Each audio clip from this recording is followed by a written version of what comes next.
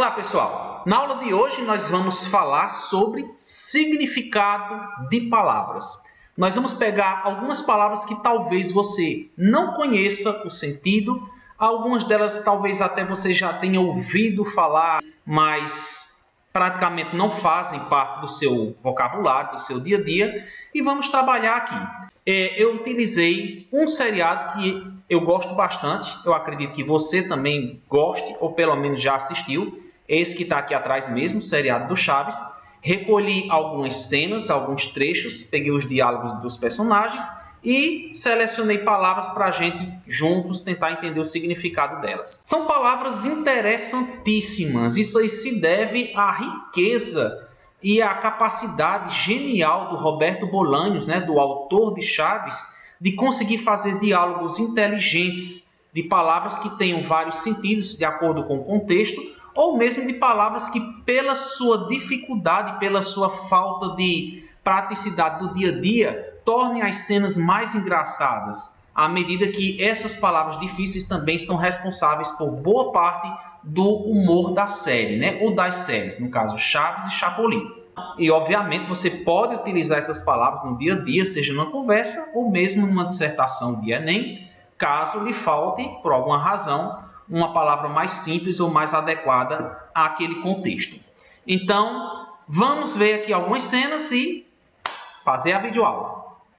Na primeira cena, nós vamos mostrar um episódio na vila, em que as paredes estão bastante sujas, tudo precisa ser lavado, e no meio de toda essa sujeira, Dona Florinda e Dona Clotilde sugerem ao seu Barriga uma nova pintura. E após relutar por causa da falta de dinheiro para fazer isso, ele acaba cedendo. E aí nós temos uma palavra interessante dita pela Dona Clotilde que nós vamos analisar agora. Vejam. Tesouro? Bom, mas ainda sobre a cor eu prefiro um tom sulferino. Nossa, um tom o quê? Um tom sulferino, menino ignorante. Ah, sim? Pois eu prefiro uma cor bem envelhecida. E aqui vem a questão, O que seria esse tom sulferino? O tom sulferino, na verdade, seria uma cor mais próxima do roxo, entre o rosa e o roxo, uma cor púrpura, certo? Aquela cor arroxeada mesmo. Então essa é a cor sulferina que a Dona Clotilde sugeriu para a vila.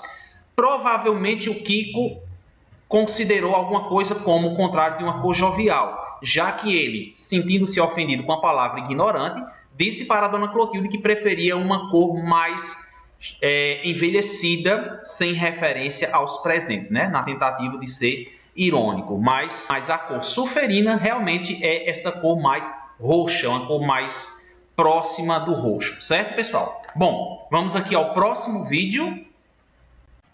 Fizeram alguma coisa? Não é fácil, porque o Tripa Seca está armado e parapetado. Armado e parapé o quê? Tado. Puxa. E não é fácil desarmar um parapetado. Chapolin, Chapolinzinho, Chapolin, ânimo, Chapolin. Vamos, Chapolin. Eu não quero morrer sem que antes tenha me respondido uma coisa só. Sim, tudo que você quiser, Chapolin, fale. Pergunte o que quiser. O que quer dizer parapetado? Parapetado significa alguém que está sob a proteção de uma barreira, nesse caso aqui de uma parede. Isso porque no tiroteio o Tripa Seca se escondia atrás de uma parede para atirar em direção ao Chapolin e ao guarda. Então ele estava sob uma proteção, ele estava parapetado. Agora vamos ver aqui uma outra palavra que talvez você não conheça. Essa é de um episódio do Chapolin, em que o herói é chamado para combater o vilão, o Quase Nada.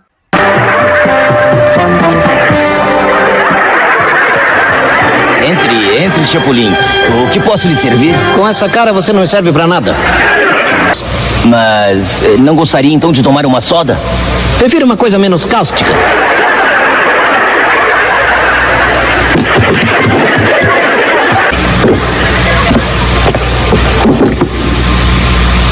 Olá, xerife. Olá, Chapolin. Algum problema? Sim, um problema recalcitrante. Recalcitrante? Ante. Puxa. Vocês ouviram que o problema que o xerife disse era recalcitrante. A palavra verdadeira é recalcitrante. Aí talvez tenha sido um probleminha na questão da dublagem. Recalcitrante significa um problema que precisa ser resolvido porque ele é muito persistente, ele é perene, ele é duradouro. E esse problema, na verdade, seria a presença do quase nada que sempre estava causando incômodos ao vilarejo. Então é um problema recalcitrante, um problema que insiste, um problema que persiste, um problema que está ali e precisa urgentemente de uma solução. Ainda nesse mesmo episódio, antes de recalcitrante, a gente tem também uma colocação interessante com a palavra soda, porque o garçom pergunta ao Chapolin se ele não gostaria de uma soda, né? Uma soda. Mas o Chapolin diz que prefere algo menos cáustico. E aí precisamos fazer a associação de soda com soda cáustica. Nós temos aí também uma questão de metonímia. Porque nesse caso aí, quando a gente fala soda, eu posso estar me referindo ao refrigerante, mas foi usada uma marca para se referir a esse refrigerante. Foi isso que o garçom fez. Usou a marca soda ao invés do refrigerante soda. O Chapolin Colorado provavelmente não fez essa referência, ou porque ele estava de mau humor, ele resolveu dizer que queria uma coisa menos cáustica, porque a soda é soda cáustica. E a gente sabe que soda cáustica é um produto que é muito utilizado principalmente para a questão de limpezas mais profundas da casa, né? Para retirada de nódulos, para desentupir banheiros, enfim. Tem essa substância soda cáustica que é utilizada também para essa finalidade, certo? Bom, agora a gente vai para mais um episódio. Nesse que eu vou mostrar para vocês, a palavra é esta aqui.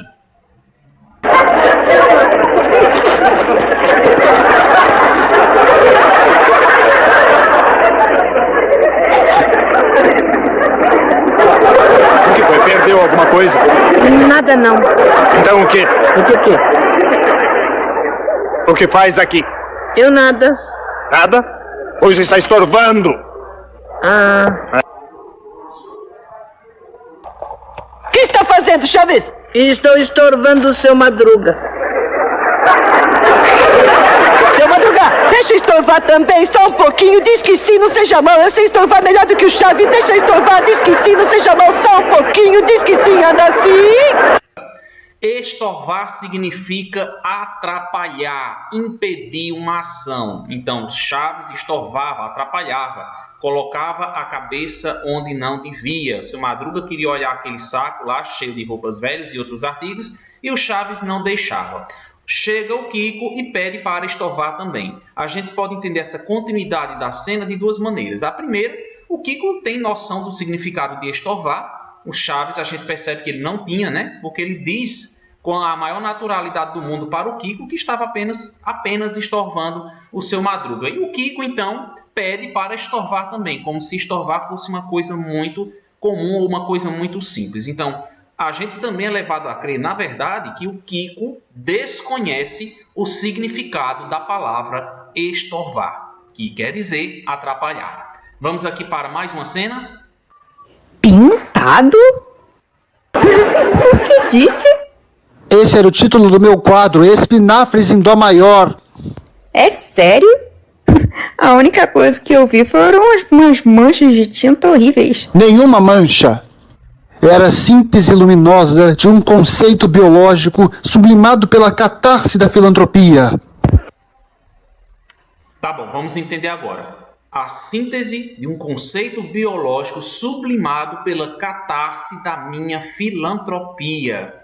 Uma definição bem estranha que a própria personagem da Florinda Mesa também não entendeu nada. Então vamos pegar aqui a palavra sublimar, que vem de sublime, algo superior, algo que enaltece, que engrandece.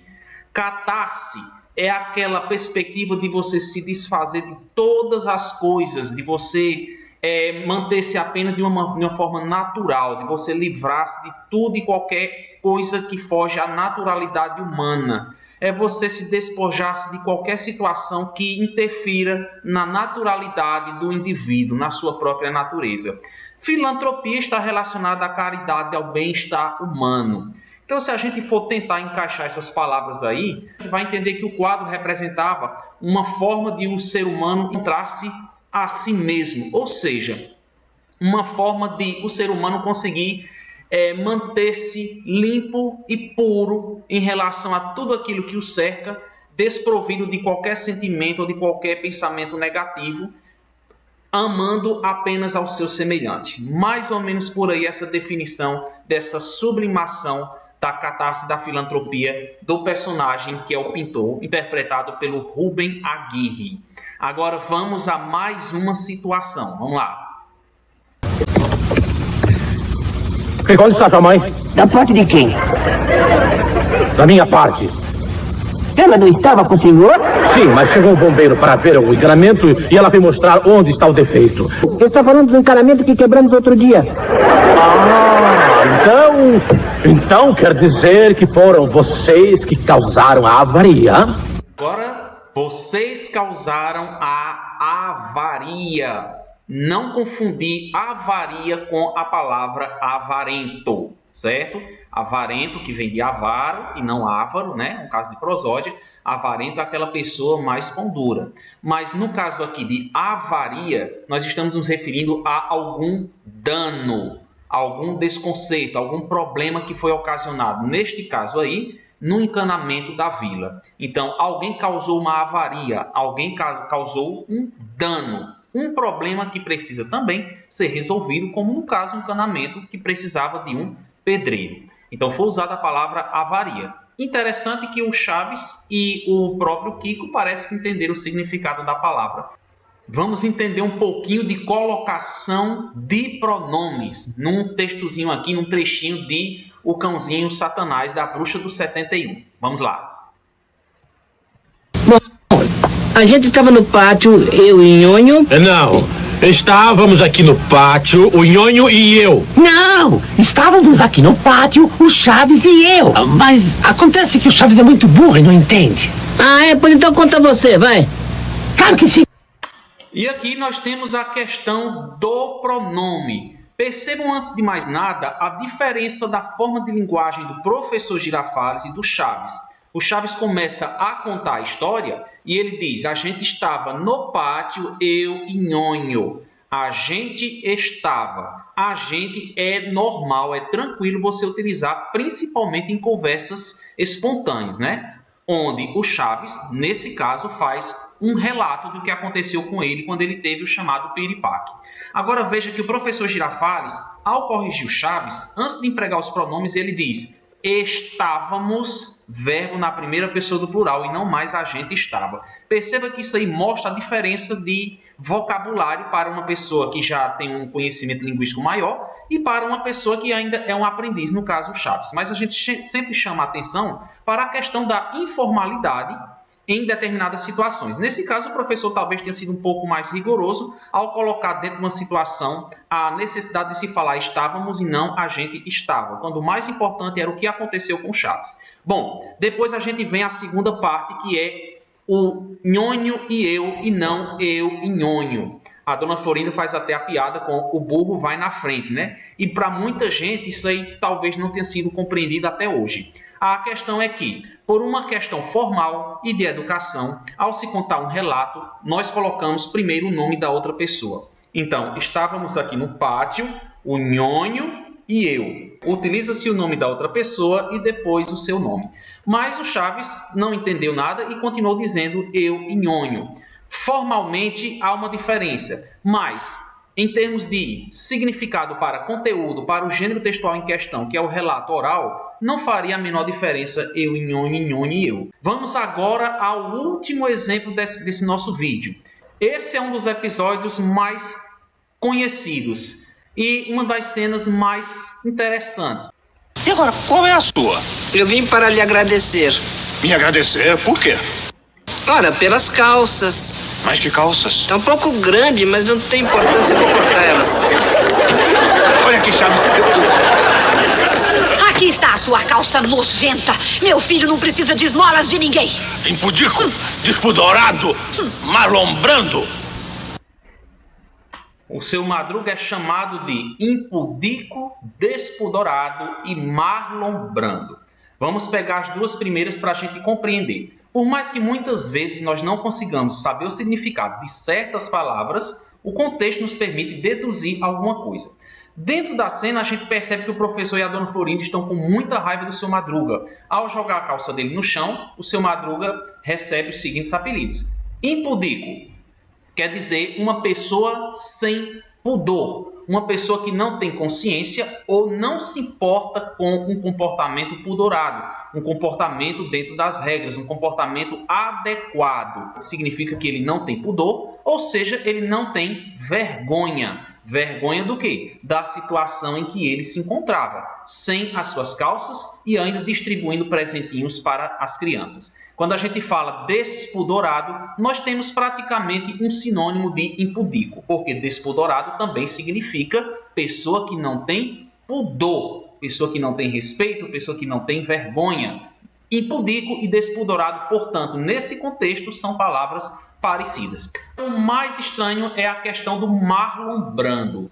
Por que Marlon Brando? E aí você vai entender que Marlon Brando é um ator que ficou, dentre tantos filmes do cinema, famoso por O Poderoso Chefão. Talvez esse seja o personagem mais famoso do ator. A expressão Marlon Brando, para se referir ao seu Madruga, possivelmente você deve ter ligado a alguma característica negativa do ator. Afinal de contas, não seria possível entender qual a relação de Marlon Brando com o seu Madruga. Muitas pessoas nem sabiam que Marlon Brando poderia ser um ator, né? E talvez você possa até ter procurado no dicionário significado de Marlon Brando e não ter achado nada. Eu fiz isso e também não achei quando eu era menorzinho.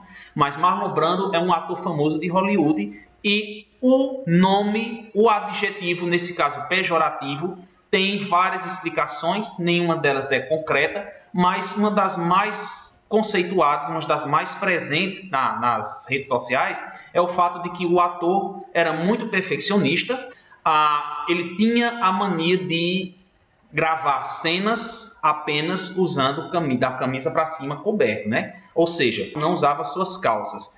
Era uma forma de o ator manter-se no esquadro da câmera, né? Ou seja, focado. Então, para que isso acontecesse, seria interessante que ele, de alguma forma, bolasse uma estratégia para que não fosse visto de corpo inteiro.